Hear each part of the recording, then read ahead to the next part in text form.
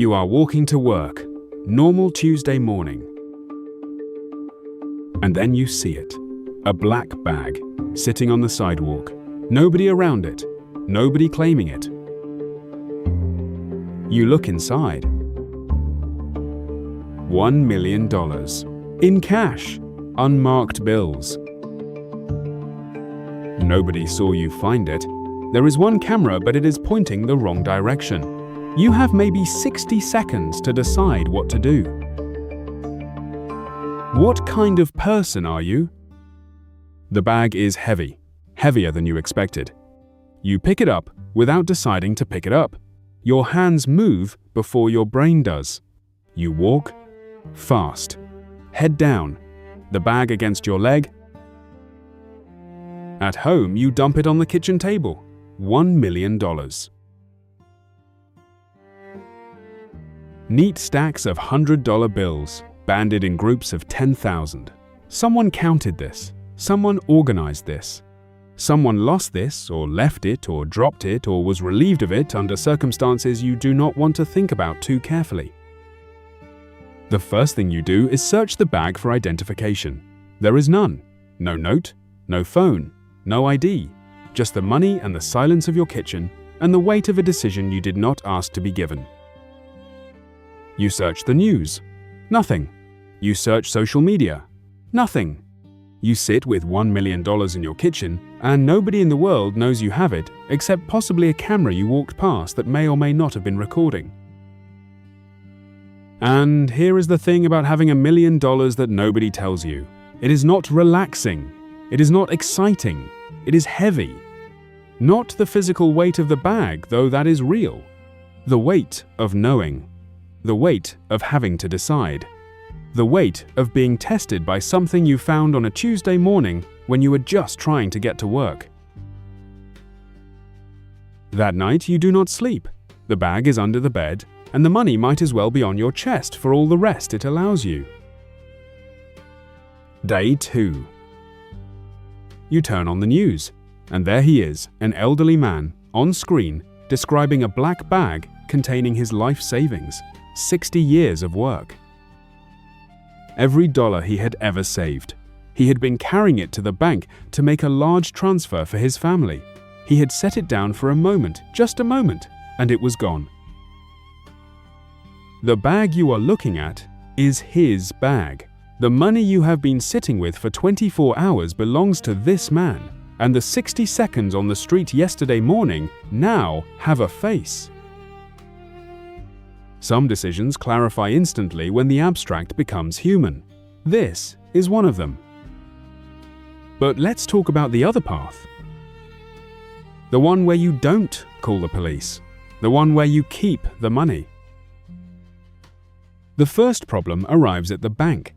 Any cash deposit above $10,000 in the United States and similar thresholds in most countries is automatically reported to government financial intelligence agencies. If you walk in with $100,000 in cash and no explanation for where it came from, you will be asked questions you cannot answer. If you try to deposit it in small amounts to avoid the threshold, a process called structuring that is itself a federal crime. Modern cities have more cameras than most people realize. The one on the corner that appeared to point the wrong way, it had a wide-angle lens. The footage existed. 3 weeks after the elderly man reported the missing bag, an investigator reviewed it. You were on it, picking up the bag, walking away. In most jurisdictions, taking found property above a certain value and failing to report it is not a grey area. It is theft. The money being found is not a defense. It is the description of the crime. And this does not even account for the worst possibility, that the money belonged to people who do not report losses to police, who have their own methods of recovery, who are significantly less interested in justice than in retrieval. You call the police. You bring the bag in. You sit across from an officer who looks at you with an expression of genuine surprise because this does not happen as often as it should. 3 days later, you are introduced to the man whose face you saw on the news. He shakes your hand with both of his. He does not say much. Neither do you. The handshake says enough. He gives you a finder's reward, 10%, $100,000, legally, cleanly, yours. You sleep that night better than you have slept in years. Not because of the $100,000, because of what the $100,000 represents.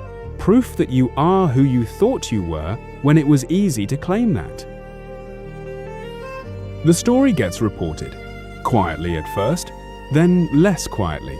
People share it because honest stories travel, perhaps because they are rarer than they should be. Opportunities arrive that would not have arrived otherwise. The $100,000 becomes a foundation. The story becomes part of who you are. Here is the real question. Not what would you do, but what would you discover about yourself in the 60 seconds you had to decide? Most people believe they would return the money. Most people, in that moment, with the bag in their hands and nobody watching and $1 million that could solve every financial problem they have ever had, most people would hesitate. Some would take it. Some would return it.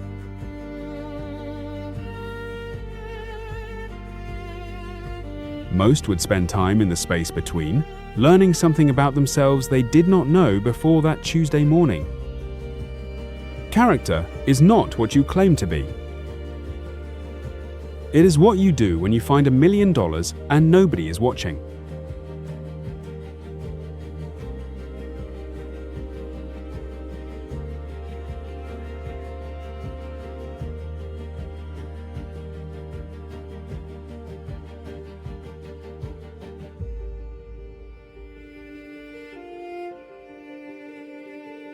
You will have your moment. Maybe not a black bag on a sidewalk, maybe something smaller, a mistake in your favor that nobody would notice, an opportunity to take something that isn't yours that nobody would ever trace back to you. In that moment, you will find out who you are.